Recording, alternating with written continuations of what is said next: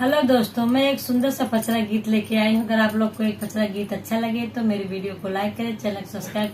और कमेंट में बताएं कि पचरा गीत कैसे लगा। जय माता दी। पुरबू के देशवा से आवे नाटिनिया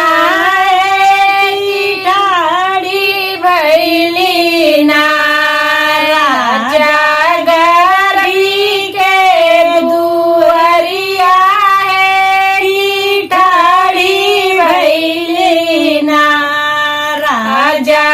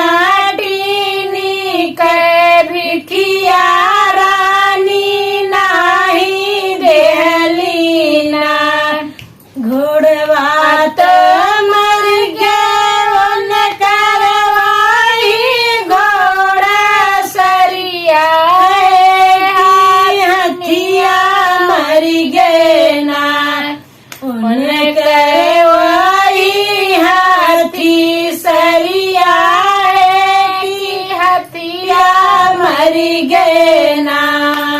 उतवा तो मरी गए उनकर पढ़ला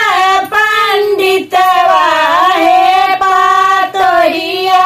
मरी गए ना कर सीता के रसोईया है पातोहिया मरी गए ना सीता की रसोईया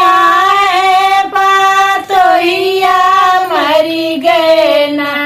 राजा तो मर गए उनके भाई का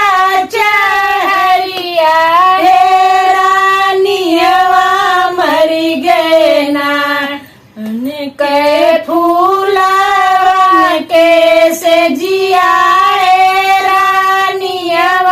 मरी गए ना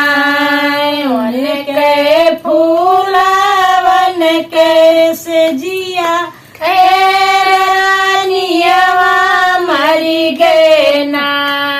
हाथ जोड़ी बिनती करे छोटा सा बालकवा